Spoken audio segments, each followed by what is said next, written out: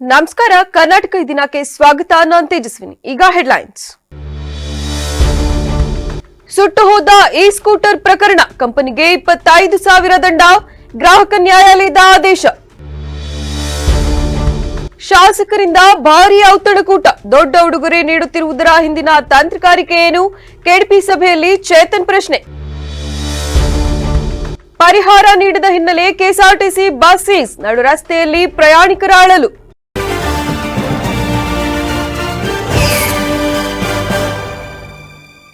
Electric scooter ಸುಟ್ಟು ಹೋಗಿದ್ದರೂ ಜವಾಬ್ದಾರಿಯಿಂದ ನುಜ್ಜಿಕೊಂಡಿದ್ದ ಕಂಪನಿಗೆ ಜಿಲ್ಲಾ ಗ್ರಾಹಕ ನ್ಯಾಯಾಲಯವು ಬಿಸಿ ಮುಟ್ಟಿಸಿದ್ದು, ಗ್ರಾಹಕರಿಗೆ ಸ್ಕೂಟರ್ನ ಪೂರ್ಣ ಹಣವನ್ನು ಹಿಂದಿರುಗಿಸುವುದರ ಜೊತೆಗೆ 25,000 ರೂಪಾಯಿಗಳ ದಂಡ ಪಾವತಿಸುವಂತೆ ತೀರ್ಪು ನೀಡಿದೆ. ವಕೀಲ ರಾಕೇಶ್ ಮಲ್ಲಿಗೆವಾಳು ಮಾತನಾಡಿ, ಸುಮಾರು 6 ತಿಂಗಳ ಹಿಂದೆ ಗ್ರಾಹಕರೊಬ್ಬರ ಎಲೆಕ್ಟ್ರಿಕ್ ವಾಹನವು ಆಕಸ್ಮಿಕವಾಗಿ ಸುಟ್ಟು ಹೋಗಿತ್ತು. ಈ ವೇಳೆ ವಾಹನದ ಮಾಲೀಕರು ಸಂಬಂಧಪಟ್ಟ ಕಂಪನಿಯನ್ನು ಸಂಪರ್ಕಿಸಿ ನಮಗೆ ಸ್ಕೂಟರ್ ರೆಡಿ ಮಾಡಿಕೊಡಿ ಅಥವಾ ಹೊಸ ಬೈಕ್ ನೀಡಿ ಎಂದು ಮನವಿ ಮಾಡಿದ್ರು. ಆದರೆ ಕಂಪನಿಯು ಗ್ರಾಹಕರ ಮನವಿಗೆ ಸ್ಪಂದಿಸದೆ ಉಡಾಫೆಯ ಉತ್ತರ ನೀಡಿ ಜವಾಬ್ದಾರಿಯಿಂದ ಹಿಂದೆ ಸರಿದಿತ್ತು. ಕಂಪನಿಯ ವರ್ತನೆಯಿಂದ ಬೇಸತ್ತ ಗ್ರಾಹಕನಿಗೆ ನ್ಯಾಯ ನೀಡುವ ಸಲುವಾಗಿ ಹಾಸನದ ಗ್ರಾಹಕ ನ್ಯಾಯಾಲಯದಲ್ಲಿ ದೂರನ್ನು ದಾಖಲಿಸಿದರು. ಸುದೀರ್ಘ ವಿಚಾರಣೆ ನಡೆಸಿದ ನ್ಯಾಯಾಲಯವು ಕಂಪನಿಯ ಸೇವೆಯಲ್ಲಿನ ನ್ಯೂನತೆಯನ್ನು ಎತ್ತಿ ಹಿಡಿದಿದೆ ಎಂದರು. ಒಂದು ಪ್ರಕರಣ ಬಂದಿತ್ತು ನನಗೆ ಒಂದು 6 ತಿಂಗಳ ಹಿಂದೆ. ಏನು ಒಂದು ಸ್ಕೂಟಿ ಏನಿದೆ, ಎಲೆಕ್ಟ್ರಿಕಲ್ ಸ್ಕೂಟ್ರು ಸುಟ್ಟೋಗಿತ್ತು. ಆ ಎಲೆಕ್ಟ್ರಿಕಲ್ ಸ್ಕೂಟ್ರು ಸುಟ್ಟೋಗಿ ಅವರು ಮತ್ತೋಗಿ ಕಂಪನಿಯವ್ರನ್ನ ಕೇಳಿದ್ದಾರೆ, ನಮಗೆ ಸ್ಕೂಟ್ರನ್ನ ರೆಡಿ ಮಾಡಿಕೊಡಿ ಇಲ್ಲ ಬೇರೆ ಗಾಡಿ ಕೊಡಿ ಅಂತೇಳಿ. ಅವ್ರು ಅದಕ್ಕೆಲ್ಲ ಕೊಡೋಕ್ಕಾಗಲ್ಲ ಅಂತೇಳಿ ಉಡಾಫೆ ಉತ್ತರ ಕೊಟ್ಟಿದ್ರು ಅಂತೇಳಿ ನಾವು ಕನ್ಸ್ಯೂಮರಲ್ಲಿ ಅವ್ರು ಬಂದು ಕೇಳಿದ್ದಕ್ಕೆ ಒಂದು ಕನ್ಸ್ಯೂಮರಲ್ಲಿ ಒಂದು ಕಂಪ್ಲೇಂಟ್ ರೈಸ್ ಮಾಡಿದ್ವು, CC 94/25 ಅಂತೇಳಿ. ಅದು 12/9/2025 ಕೋರ್ಟ್ಗೆ ಅದನ್ನು ಅಪ್ಲಿಕೇಶನ್ ಹಾಕಿದ್ವು. ಅದು ನಿನ್ನೆ ಅಂದರೆ ಡೇಟು 12/2/2026 ಆರ್ಡ್ರ್ ಮಾಡಿದ್ದಾರೆ. ಆ ಸ್ಕೂಟಿ ಏನಿದೆ ಅದು ನಾಶ ಆಗಿದೆ, ಅದರದ್ದು ಪೂರ್ತಿ ಅಮೌಂಟು ಮತ್ತು 25,000 ರೂಪಾಯಿ ಅವ್ರ ಮೇಲೆ ದಂಡನೂ ಹಾಕಿದ್ದಾರೆ. ಹಾಗಾಗಿ ಯಾರಾದರೂ ಈ ಥರದ್ದು ಏನಾದರೂ ಸಮಸ್ಯೆಗಳಿದ್ದರೆ ಗ್ರಾಹಕರು ಹತ್ತಿರದಲ್ಲಿರೋ ನಿಮ್ಮ ವಕೀಲಗಳನ್ನ ಕಾಂಟ್ಯಾಕ್ಟ್ ಮಾಡ್ಕೊಂಡು ನೀವು ಪರಿಹಾರ ಪಡ್ಕೊಬೋದು, ಗ್ರಾಹಕ ಪರಿಹಾರ ವೇದಿಕೆ ಮೂಲಕ. ಆಮೇಲೆ ಇದೇ ಥರ ನಾವು ಸುಮಾರು ಪ್ರಕರಣ ಆಗಿದೆ. ಹಾಗಾಗಿ ಜನಗಳಿಗೆ ನಾನು ಒಂದು ಹೇಳೋಕ್ಕೆ ಏನು ಇಚ್ಛೆಪಡ್ತೀನಿ ಅಂತಂದರೆ, ತೀರಾ ಕೋರ್ಟ್ ಅಂತಂದರೆ ಈ ಕನ್ಸ್ಯೂಮರ್ ಫೋರಮ್ ಇವೆಲ್ಲ ಇದಾವಲ್ಲ, ಮತ್ತು ಸ್ಟೇಟ್ ಫೋರಮ್ ಇವೆಲ್ಲ ಡಿಲೇ ಆಗುವಂಥವಲ್ಲ. ಏನೇ ಇದ್ರೂ ಸಣ್ಣ ಪುಟ್ಟ ಕಾನ್ಸಿಕ್ವೆನ್ಸಿ ಆಗಿದ್ರೂ ಸಹ ವಕೀಲರನ್ನ, ಯಾವುದೇ ವಕೀಲರಾಗಿರ್ಬೋದು, ಅವ್ರನ್ನ ಭೇಟಿಯಾಗಿ ಅವರಿಂದ ಪರಿಹಾರ ಪಡ್ಕೊಳ್ಳಿ ಅಂತ ಹೇಳ್ಬಿಟ್ಟು ನಮ್ಮ ಕಡೆಯಿಂದ ಒಂದು ಮನವಿ. ಸುದ್ದಿಗೋಷ್ಠಿಯಲ್ಲಿ ವಕೀಲರಾದ ಜೇನುಕಲ್ ಹಾಗೂ ಬಸವರಾಜು ಅವರು ಹಾಜರಿದ್ದರು.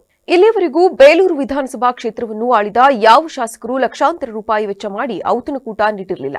ಹಾಲಿ ಶಾಸಕರು ತಾಲೂಕಿನ 37 ಗ್ರಾಮ ಪಂಚಾಯಿತಿ ಮಾಜಿ ಅಧ್ಯಕ್ಷರು, ಉಪಾಧ್ಯಕ್ಷರು, ಸದಸ್ಯರುಗಳಿಗೆ ಇಂತಹ ವಿಶೇಷ ಕೂಟ ನಡೆಸುತ್ತಿರುವುದು ಯಾವ ಕಾರಣಕ್ಕೆಂದು ಕೆಡಿಪಿ ಸದಸ್ಯ ಚೇತನ್ ಪ್ರಶ್ನೆ ಮಾಡಿದ್ದಾರೆ. ಈ ಕುರಿತು ಮಾತನಾಡಿ, 224 ವಿಧಾನಸಭಾ ಕ್ಷೇತ್ರಗಳಲ್ಲಿ ಬೇಲೂರು ಕ್ಷೇತ್ರ ಹಿಂದೆ ಉಳಿದಿದ್ದು, ಈ ಕ್ಷೇತ್ರವನ್ನು ಎಲ್ಲರೂ ಮೆಚ್ಚುವಂತೆ ಮಾಡುವುದೇ ನನ್ನ ಮೊದಲ ಗುರಿ. ಹಳ್ಳಿಗಳ ಉದ್ಧಾರವಾಗದೆ ಬೇಲೂರು ಪಟ್ಟಣ ಉದ್ಧಾರವಾಗುವುದಿಲ್ಲ ಎಂದು ಹೇಳಿಕೊಂಡು ಬರುತ್ತಿದ್ದ ಶಾಸಕ HK ಸುರೇಶ್ ಅವರು ತಾಲೂಕಿನ 37 ಗ್ರಾಮ ಪಂಚಾಯಿತಿ ಅವಧಿ ಮುಗಿದು 10 ದಿನಗಳೇ ಕಳೆದಿದ್ದರೂ ಪಂಚಾಯಿತಿಗಳಲ್ಲಿ ಕೇಳುವವರಿಲ್ಲ, ಹೇಳುವವರಿಲ್ಲದಂತಹ ಪರಿಸ್ಥಿತಿ ಇದ್ದರೂ ಅದರ ಬಗ್ಗೆ ತಲೆ ಕೆಡಿಸಿಕೊಳ್ಳದೆ ಪಂಚಾಯಿತಿಯಲ್ಲಿ ಗೆದ್ದ ಸದಸ್ಯರುಗಳಿಗೆ ಸನ್ಮಾನ, ಮಾಂಸದ ಊಟ, ಉಡುಗೊರೆ ನೀಡಲು ಸಿದ್ಧರಿದ್ದಾರೆಂದರೆ ಮುಂದಿನ ಚುನಾವಣೆಯ ಬೆಂಬಲಕ್ಕೆ ಲಾಭ ಪಡೆಯಲು ತಂತ್ರಗಾರಿಕೆ ಹೂಡಿದ್ದಾರೆ. ಹಳ್ಳಿಗಳಲ್ಲಿ ಕುಡಿಯುವ ನೀರು, ಚರಂಡಿ, ವಿದ್ಯುತ್ ಸಮಸ್ಯೆ ಬಗೆಹರಿಸುವವರು ಯಾರು? ಅದೇ ಹಣವನ್ನು ಬೇಲೂರಿನ ಅಭಿವೃದ್ಧಿಗೆ ಬಳಸಬಹುದಿತ್ತಲ್ಲ ಎಂದು ಪ್ರಶ್ನಿಸಿದ್ದಾರೆ. ನೇಮಕ ಮಾಡಿ ಸುಮಾರು 15 ದಿನ ಆಗಿರುತ್ತೆ. ಎರಡೆರಡು ಸಲ ಆದೇಶ ಹೊರಡಿಸಿದ್ದಾರೆ ಜಿಲ್ಲಾಧಿಕಾರಿಗಳು. ಇದ್ರ ಬಗ್ಗೆ ಒಂದ್ ಸ್ವಲ್ಪನೂ ಕೂಲಂಕುಷವಾಗಿ ಗಮನಿಸ್ತಲೇ ಶಾಸಕರು ಪಂಚಾಯಿತಿ ಸದಸ್ಯರ ಅವಧಿ ಮುಗಿದಿದ್ದ ಮಾರನೇ ದಿನನ್ನೇ ಸ್ನೇಹ ಸಮ್ಮಿಲನ ಅಂತೇಳಿ ಕಾರ್ಯಕ್ರಮ ಆಯೋಜನೆ ಮಾಡ್ತೀವಿ ಅಂತಂದ್ರೆ ಇವ್ರ ನಡೆ ಎಲ್ಲಿ ಅಂತ ಹೇಳ್ಬಿಟ್ಟು ನಾವು ಪ್ರಶ್ನೆ ಮಾಡಬೇಕು. ಆ ಪ್ರಶ್ನೆ ಮಾಡಿದಂತ ಸಂದರ್ಭದಲ್ಲಿ ಶಾಸಕರು ಇದು ಸ್ನೇಹ ಸಮ್ಮಿಲನ ಕಾರ್ಯಕ್ರಮ, ಇದು ಎಲ್ಲರೂ ಬರಬೇಕು, ಎಲ್ಲ ಒಟ್ಟಿಗೆ ಹೋಗ್ಬೇಕು ಅಂತ ಹೇಳ್ಬಿಟ್ಟು ಹೇಳ್ತಾರೆ. ಸರ್, ನಾನು ನಿಮಗೆ ಒಂದು ಪ್ರಶ್ನೆ ಏನು ಅಂತಂದ್ರೆ, ನಂದು ಆಡಳಿತ ಅಧಿಕಾರಿಗಳೇ ಇಲ್ಲಂತ ಸಂದರ್ಭದಲ್ಲಿ ನೀವು ಮೊದಲನೇದಾಗಿ ಆದ್ಯತೆ ಕೊಡಬೇಕಾಗಿರೋಂಥದ್ದು ತಾಲೂಕು ಆಡಳಿತದ ಸುವ್ಯವಸ್ಥೆಗೆ. ನಿಮ್ಮನ್ನ ಜನ ಆಯ್ಕೆ ಮಾಡಿರೋದು ಶಾಸಕರನ್ನಾಕಿ ಡೆವಲಪ್ಮೆಂಟ್ ಮಾಡ್ಲಿ, ಬೇಲೂರ್ನ ಅಭಿವೃದ್ಧಿ ಮಾಡ್ಲಿ ಅಂತೇಳಿ. ಈಗ ಮಾನ್ಯ ಜಿಲ್ಲಾಧಿಕಾರಿಗಳು ಗ್ರಾಮ ಪಂಚಾಯತ್ ಆಡಳಿತಾಧಿಕಾರಿಗಳನ್ನು ನೇಮಕ ಮಾಡಿ 1 ವಾರವೇ ಆಗಿದೆ, ಇನ್ನೂ ಅಧಿಕಾರಕ್ಕೆ ಬಂದಿಲ್ಲ. ಇದನ್ನೆಲ್ಲ ಕೇಳುವರಾರು? ತಾಲೂಕಿನ ಪ್ರಥಮ ಪ್ರಜೆ ಎಚ್.ಕೆ. ಸುರೇಶ್ ಅವರೇ ತಾಲೂಕಿನ ಶಾಸಕರ ಜವಾಬ್ದಾರಿ. ಆದರೆ ಅದನ್ನೇ ಮರೆತು ಪಂಚಾಯಿತಿ ಸದಸ್ಯರಿಗೆ ಗೌರವ ನೀಡುತ್ತಿರುವುದು ಸಮಂಜಸವೇ? ಅಧಿಕಾರಕ್ಕೆ ಬಂದು 2.5 ವರ್ಷಗಳು ಪೂರೈಸಿರುವ ಶಾಸಕರು ಎಷ್ಟು ಅನುದಾನ ತಂದಿದ್ದಾರೆಂದು ಶ್ವೇತಪತ್ರ ಹೊರಡಿಸಲಿ. ಬೇಲೂರಿನಲ್ಲಿ ಜಲವಂತ ಸಮಸ್ಯೆಗಳು ಕಣ್ಣಿಗೆ ಕಾಣುತ್ತಿದ್ದರೂ ಚುನಾವಣೆ ಗಿಮಿಕ್ ನಡೆಸಲು ಪಂಚಾಯಿತಿ ಸದಸ್ಯರುಗಳಿಗೆ ಹಾರತುರಾಯಿ ಹಾಕಿ ತಮ್ಮ ಕಡೆ ಸೆಳೆದುಕೊಳ್ಳಲು ರಾಜಕೀಯ ಗಿಮಿಕ್ ಮಾಡುತ್ತಿದ್ದಾರೆಂದು ತಿಳಿಸಿದರು. ಪತ್ರಿಕೆಯಲ್ಲಿ ಈ ಒಂದು ಸ್ನೇಹ ಸಮ್ಮಿಲನ ಅನ್ನೋ ಒಂದು ಕಾರ್ಯಕ್ರಮವನ್ನು ಆಯೋಜನೆ ಮಾಡಿ ಆ ಕಾರ್ಯಕ್ರಮಕ್ಕೆ ಸದಸ್ಯರುಗಳ ಆಹ್ವಾನ ಅಂದರೆ ಪಕ್ಷ ಭೇದ ಮರೆತು ಸ್ನೇಹ ಸಮ್ಮಿಲನ ಮಾಡಬೇಕು ಅನ್ನೋ ಒಂದು ವಿಚಾರವಾಗಿ ಮಾಡಿರ್ತಾರೆ. ಇದ್ರ ಪೂರ್ವಕವಾಗಿ ನಮ್ಮ ಸದಸ್ಯರುಗಳಿಗೆ ಏನು ಮಾಡ್ತಾರಪ್ಪ ಅಂದರೆ ಪಂಚಾಯತ್ ಅಧಿಕಾರಿಗಳು ಫೋನ್ ಮಾಡಿ ತಿಳಿಸ್ತಾರೆ, MLA ಅವರು ಕಾರ್ಯಕ್ರಮ ಕೇಳಿದ್ದಾರೆ, ತಾವು ವಿಸಿಟ್ ಮಾಡಬೇಕು ಅಂತ. ನಾವು ಅಂದ್ಕೊಳ್ತೀವಿ ಏನಪ್ಪ ಇದು ದಿಢೀರಂತ MLA ಅವರು, ನಾವು ನೋಡಿದ್ರೆ ಕಾಂಗ್ರೆಸ್ ಪಕ್ಷದ ಸದಸ್ಯರುಗಳಿದ್ದೀವಿ, MLA ಅವರಿಗೆ ನಮ್ಮ ಮೇಲೆ ಏನು ಇಷ್ಟೊಂದು ಸಡನ್ನಾಗಿ ಪ್ರೀತಿ ಅಂತ. ಇದರ ಹಿಂದಿನ ಮರ್ಮ ನಾವು ತಿಳ್ಕೊಂಡಾಗ ಅವರು ತಂತ್ರಗಾರಿಕೆ ಇದರಲ್ಲಿ ನಮ್ಗೆ ಏನಪ್ಪ ಗೊತ್ತಾಗ್ತಿದೆ ಅಂದರೆ ನೆಕ್ಸ್ಟ್ ಚುನಾವಣೆ ಇನ್ನು ಮುಂಬರುವ 1-2 ವರ್ಷದಲ್ಲಿ ಚುನಾವಣೆ ಆಗುತ್ತೆ. ಇದಕ್ಕೆ ಪೂರ್ವಕವಾಗಿ ಎಲ್ಲ ಬೆಂಗಳೂರಿನಿಂದ ಶೃಂಗೇರಿಗೆ ಹುಟ್ಟಿದ್ದ ಚಿಕ್ಕಮಗಳೂರು ಡಿಪೋಗೆ ಸೇರಿದ 2 ಸರ್ಕಾರಿ ಬಸ್ಗಳನ್ನು ಹಾಸನ ಜಿಲ್ಲೆಯ ಚನ್ನರಾಯಪಟ್ಟಣದಲ್ಲಿ ಸೀಸ್ ಮಾಡಲಾಗಿದೆ. ಅಪಘಾತದ ಪರಿಹಾರ ಹಣ ಕ್ಲೈಮ್ ಆಗದಿದ್ದಕ್ಕೆ ಕೋರ್ಟ್ ಆದೇಶದ ಹಿನ್ನೆಲೆ ವಕೀಲರ ತಂಡ ಬಸ್ ಅನ್ನು ಸೀಸ್ ಮಾಡಿದ್ದು, ಬಸ್ ಅನ್ನು ಚನ್ನರಾಯಪಟ್ಟಣ ಕೋರ್ಟ್ ಆವರಣಕ್ಕೆ ತಂದು ನಿಲ್ಲಿಸುವಂತೆ ವಕೀಲರು ಸೂಚನೆ ನೀಡಿದ್ದಾರೆ. ಈ ವೇಳೆ ಬಸ್ನಲ್ಲಿದ್ದ ಪ್ರಯಾಣಿಕರನ್ನು ನಡು ರಸ್ತೆಯಲ್ಲಿ ಇಳಿಸಿದ್ದಕ್ಕೆ ಜನ ಆಕ್ರೋಶ ಹೊರಹಾಕಿದ್ದಾರೆ. ಬೆಂಗಳೂರಿನಿಂದ ಚಿಕ್ಕಮಗಳೂರಿಗೆ ಬರುವಾಗ ಮಾರ್ಗ ಮಧ್ಯೆ ಬಸ್ ಸೀಸ್ ಮಾಡಲಾಗಿದೆ. ಅಲ್ಲ, ಯಾಕೆ ನಿಲ್ಸಿದ್ರ ಅಂತ ಹೇಳ್ಬೋದಲ್ಲ. ಗಾಡಿ ಈ ಕಡೆ ಬರ್ರಿ, ಸೈಡ್ ಬರ್ರಿ. ಅಲ್ಲ, ಸೈಡ್ ಬರ್ರಿ. ನೋಡ್ರಿ, ಇದು ಚಿಕ್ಕಮಗಳೂರು ಡಿಪೋ ಗಾಡಿ. ಚನ್ನರಾಯಪಟ್ಟಣದಲ್ಲಿ ಕೋರ್ಟ್ ಮುಖಾಂತರ ಇಲ್ಲಿ ಗಾಡಿ ಸೀಸ್ ಮಾಡಿದ್ದಾರೆ. ನೋಡಿ, ಇಲ್ಲ ಅಂಟಿಸಿದ್ದಾರೆ ನೋಡಿ ಇಲ್ಲಿ. ನೋಡಿ, ಇವರುಗಳು ಸೀಸ್ ಮಾಡಿರೋರು. ಇನ್ನೊಬ್ರು ಯಾರು ಹೇಳಿದ್ರೆ ಅಟ್ಲೀಸ್ಟ್ ಏನಕ್ಕೆ ನೋಡಿ, ಏಕಾಏಕಿ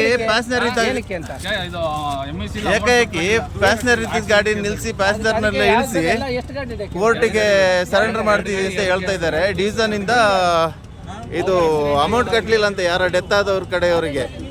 ಹಾಗಾಗಿ ಪ್ಯಾಸೆಂಜರಿಗೆ ತೊಂದರೆ ಕೊಡೋದಲ್ಲದೆ ನಮಗೆ 24 ಗಂಟೆ ಡ್ಯೂಟಿ ಮಾಡೋರು ನಮಗೂ ತೊಂದರೆ ಮಾಡ್ತಾ ಇದ್ದಾರೆ. ಹಾಗಾಗಿ ಇದ್ರ ಬಗ್ಗೆ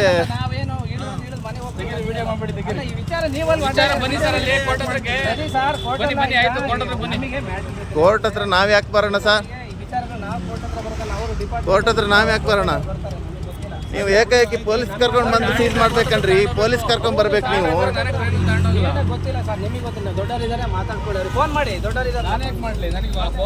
ಅಲ್ಲ ಸರ್, ಜಪ್ತಿಗೆ ಸರ್ ಕರೆಕ್ಟ್ ಪೊಲೀಸ್ ಮುಖಾಂತರ ಬರ್ಬೇಕು ತಾನೆ. ಪೊಲೀಸ್ ಬರ್ಬೇಕನ್ರಿ ಜಪ್ತಿ ಮಾಡಕ್ಕೆ. ನೀವು ಕೋರ್ಟ್ ಇದೆ, ಆರ್ಡರ್ ಇದೆ ಅಂತ ಬಂದು ಕೋರ್ಟ್ ಪೊಲೀಸ್ ಕರ್ಕೊಂಡ್ ಬನ್ನಿ. ಒಟ್ಟಾಸಿ ಎಲ್ಲರಿಗೂ ತೊಂದರೆ ತಾನೆ, ಯಾರ್ದು ಮಾಡಿ ತಪ್ಪಿಗೆ ಪ್ಯಾಸೆಂಜರ್ ಇಳಿಸಿ ಈ ತರ ಮಾಡಿದ್ರೆ. ನೋಡಿ, ಚಿಕ್ಕಮಗಳೂರು ಗಾಡಿ ನೋಡ್ರಿ. ಅಲ್ಲೆಲ್ಲ ಹೋಗಿ ಕೇಳಿ ನಿಮ್ ರಿಸರ್ಚ್ಗೆ ಎಲ್ಲರೂ ಗಮನಕ್ಕೆ ತಂದು ಅವ್ರ ಅಮೌಂಟ್ ಕಟ್ತಾ ಇರೋಕೆ ಜಪ್ತಿಗೆ ಆರ್ಡರ್ ಆಗಿರುತ್ತೆ. ಇರ್ಲಿ ಬಿಡಿ, ಸೇಮ್ ಅಲ್ವಾ? ಗಾಡಿ ಮೇಲೆ ಸಿಗ್ತಾ ಇಲ್ಲ ಸರಿ. ಅದು ನೀವು ಗಾಡಿನೇ ಕಿತ್ಕೊಂಡಿದ್ದೀರಾ, ಕೈಯಿಂದ ಅದು ತಗೋಬಾರ್ದು. ಆರ್ಡ್ರ್ ತೋರಿಸಿ.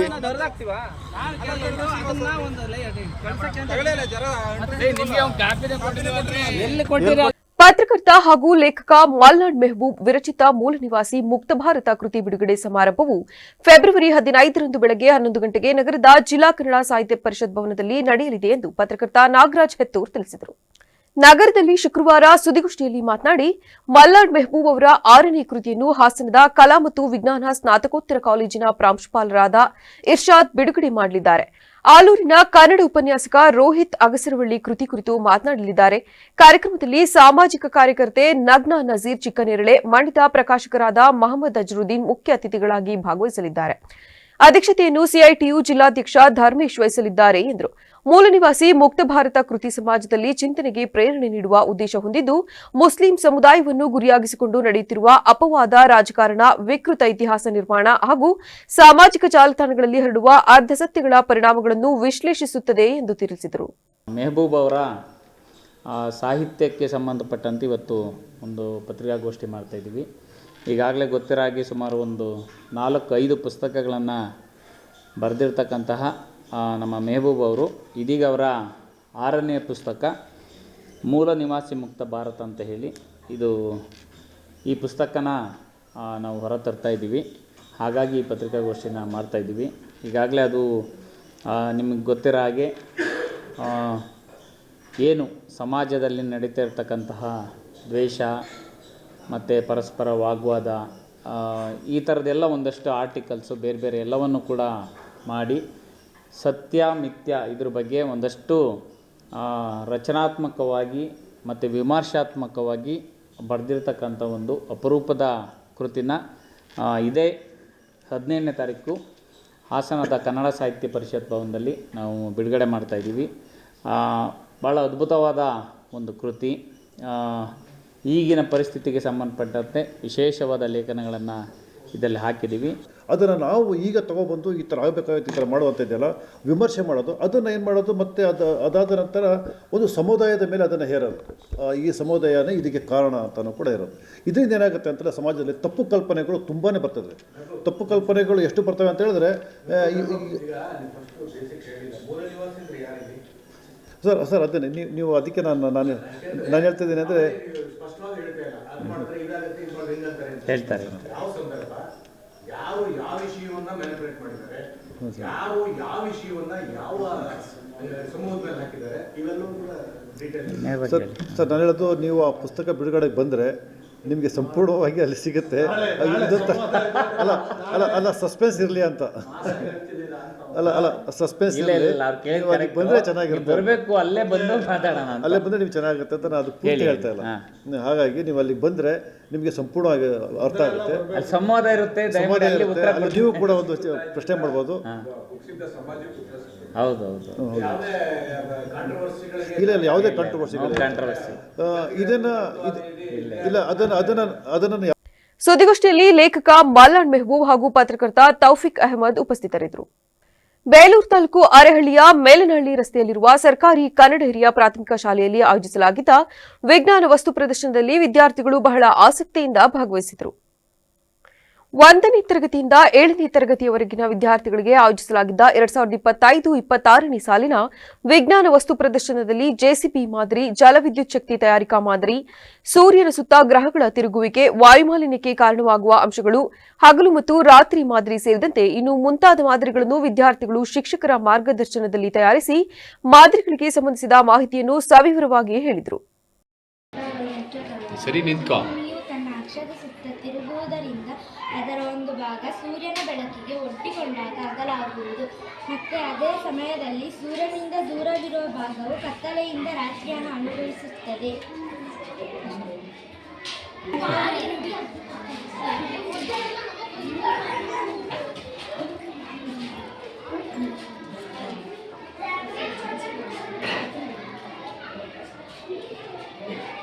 ಹೆಸರು ಅಲ್ಫಾಸ್ ಕದೀರ್. ನಾನು 6ನೇ ತರಗತಿಯಲ್ಲಿ ಓದಿದ್ದೇನೆ. ನನ್ನ ಶಾಲೆಯ ಹೆಸರು KPS ಅರೆಹಳ್ಳಿ. ಇದು ಜೋಕಾಲಿ. ಇದು ಮಕ್ಕಳಿಗೆ ಎಂದರೆ ತುಂಬ ಇಷ್ಟ. Hydraulic power plant. Hydraulic power plant ಜಲ ವಿದ್ಯುತ್.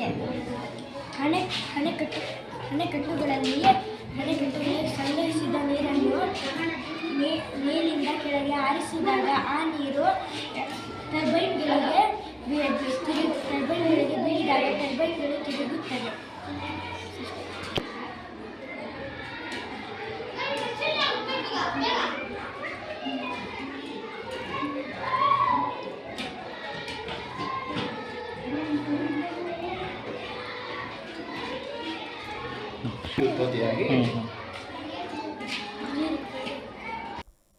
ಈ ವಿಜ್ಞಾನ ವಸ್ತು ಪ್ರದರ್ಶನದಲ್ಲಿ ಮುಖ್ಯ ಶಿಕ್ಷಕ ಆರ್ಡಿ ಮಂಜಪ್ಪ, ಶಿಕ್ಷಕರಾದ ಶಾಲಿನಿ ಪಿಂಟೋ, ದಿವ್ಯಾ ಪ್ಯಾಟ್ರಿಕ್, ಶೋಭಾ, ಸೈಯದ್ ಖಲೀಲ್, ಸೋಮಶೇಖರಯ್ಯ ಟಿ ಮತ್ತಿತರರು ಹಾಜರಿದ್ದರು.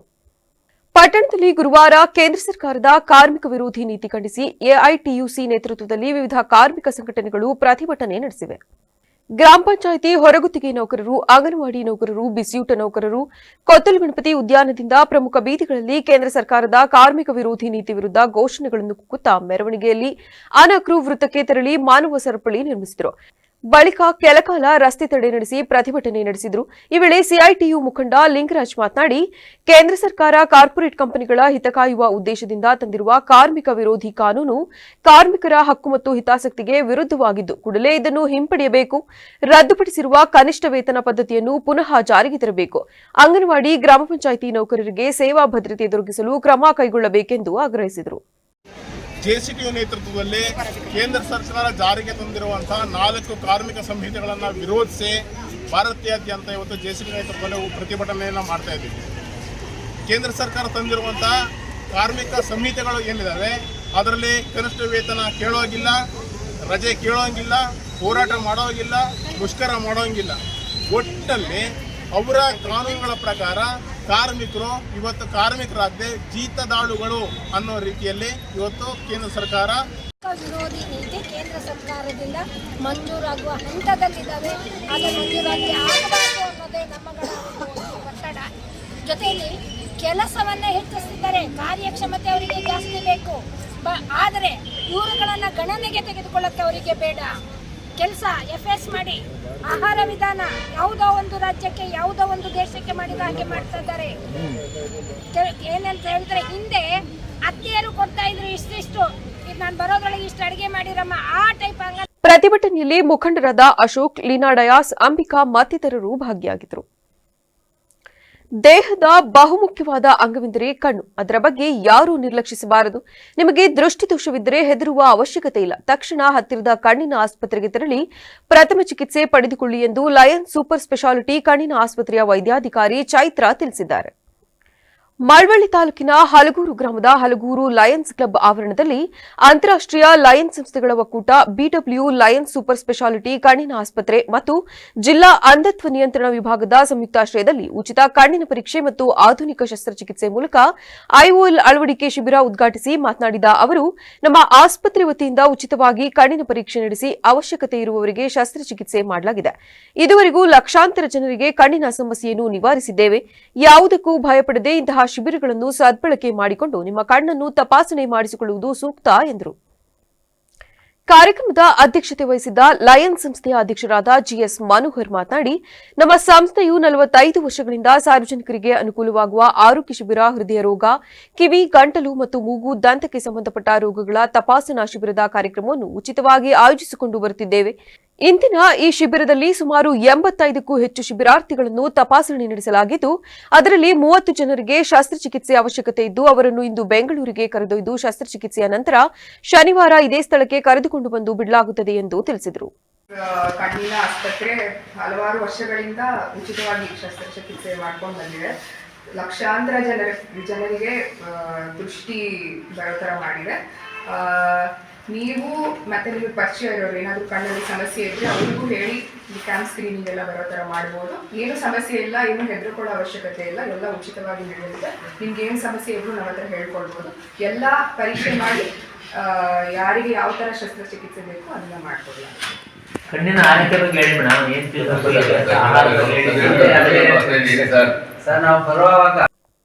ಈ ವೇಳೆ ಸಂಸ್ಥೆಯ ವತಿಯಿಂದ ವೈದ್ಯಾಧಿಕಾರಿ ಚೈತ್ರ ಮತ್ತು ನಾಗೇಶ್ ಅವರಿಗೆ ಸನ್ಮಾನಿಸಿ ಅಭಿನಂದಿಸಲಾಯಿತು.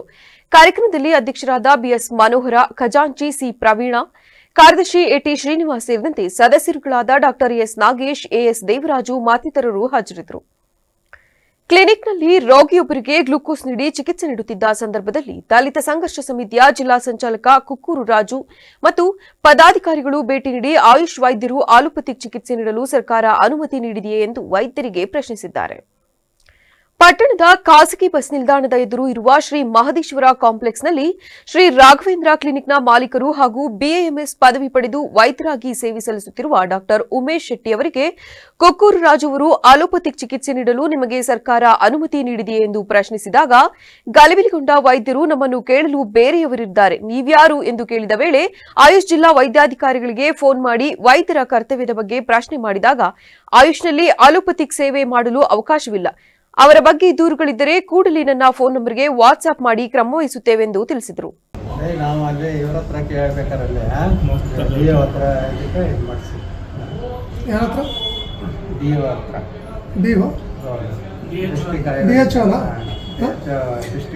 ಅಂದ್ರೆ ಆಯುರ್ವೇದಿಕ್ ಡಿಸ್ಟ್ರಿಕ್ಟ್ ಆಫೀಸರ್ ಅವರು, ಡಿಒ ಅಂದ್ರೆ ಡಿಸ್ಟ್ರಿಕ್ಟ್ ಆಫೀಸರ್ ಆಯುರ್ವೇದಿಕ್. ಜಿಲ್ಲಾ ಆಯುಷ್ ಅಧಿಕಾರಿಗಳು ಇಲ್ಲಿಗೆ ಭೇಟಿ ಕೊಟ್ಟಿಲ್ಲ. ಜಿಲ್ಲಾ ಆಯುಷ್ ಅಧಿಕಾರಿಗಳು ಇಲ್ಲಿಗೆ ಭೇಟಿ ಕೊಟ್ಟಿಲ್ಲ. ಈಗ ಅವ್ರು ಏನು ಹೇಳಿದಾರ ಡಿಒ ಅವರು ನಿಮಗೆ ಮಾಡಿ ಅಂತ ಹೇಳಿದಾರ? ಮಾಡಿ ಅಂತ ಜಿಲ್ಲಾ ಆಯುಷ್ ಅಧಿಕಾರಿಗಳು ನಿನ್ನ ಈ ಥರ ಮಾಡ್ಬೋದು, ಇಂಗ್ಲೀಷ್ ಅಂಡ್ ಮೆಡಿಸಿನ್ ಕೊಡ್ಬೋದು ಅಂತ ಹೇಳಿದ್ರ ಸರ್? ಎಲ್ಲಿ ನಾ ಹೇಳ್ದಪ್ಪ ಅವ್ರು ಬಂದಿದ್ದು ಮಾಡಲಿ ಹೇಳಿ ಬಂದಿದ್ರಾ? ಬರ್ತಾ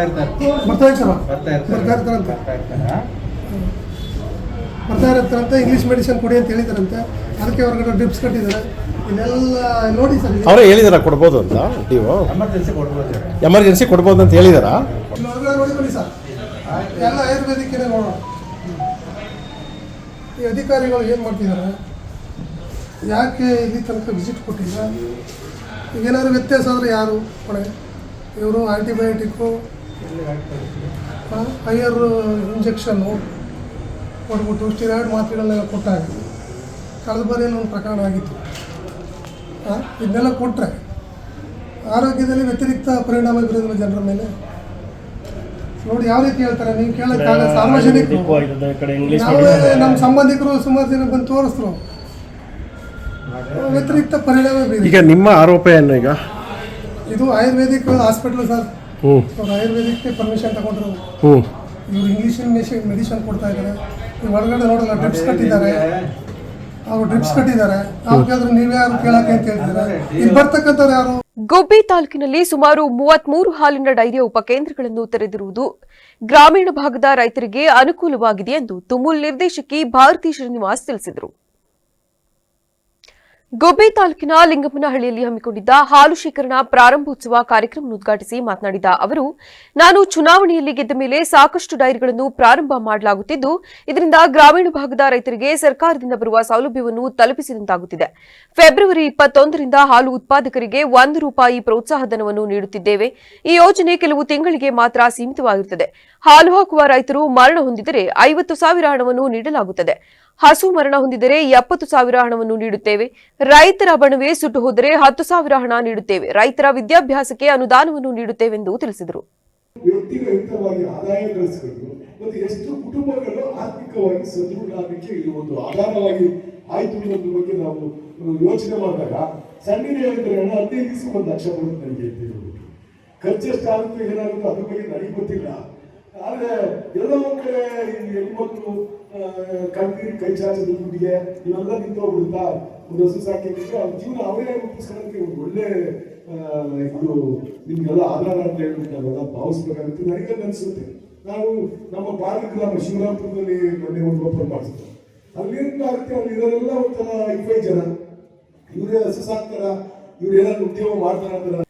ಶಾಸಕ ಎಸ್ಆರ್ ಶ್ರೀನಿವಾಸ್ ಮಾತನಾಡಿ, ಗ್ರಾಮೀಣ ಭಾಗದ ರೈತರು ಹಸುಗಳನ್ನು ಕಟ್ಟಿಕೊಂಡು ಆರ್ಥಿಕವಾಗಿ ಸ್ವಾವಲಂಬಿ ಬದುಕನ್ನು ಕಟ್ಟಿಕೊಳ್ಳಬೇಕು. ಹಾಗಾಗಿ ಪ್ರತಿ ಹಳ್ಳಿಗಳಲ್ಲಿ ಡೈರಿಗಳನ್ನು ಮಾಡಿಕೊಡುವ ಕೆಲಸವನ್ನು ಮಾಡಿಕೊಡಲಾಗುತ್ತಿದೆ. ರೈತರು ಡೈರಿಗಳಿಗೆ ಹೆಚ್ಚು ಹಾಲನ್ನು ಹಾಕುವುದರ ಮೂಲಕ ಸ್ವಾವಲಂಬಿ ಬದುಕನ್ನು ಕಟ್ಟಿಕೊಳ್ಳಬೇಕೆಂದ ಅವರು, ಸೇಫಾರ್ ಫಂಡ್ನಲ್ಲಿ ಸುಮಾರು 1350 ಹಸುಗಳನ್ನು ಕೊಡಿಸುತ್ತೇನೆ. ಸುಮಾರು 43 ಕೌ ಲಿಫ್ಟ್ಗಳನ್ನು ಕೊಡಿಸಲಾಗುತ್ತದೆ. ರೈತರು ಗುಣಮಟ್ಟದ ಹಾಲನ್ನು ಹಾಕುವುದರ ಮೂಲಕ ಪ್ರೋತ್ಸಾಹ ಧನವನ್ನು ಪಡೆದುಕೊಳ್ಳಬೇಕೆಂದು ತಿಳಿಸಿದರು.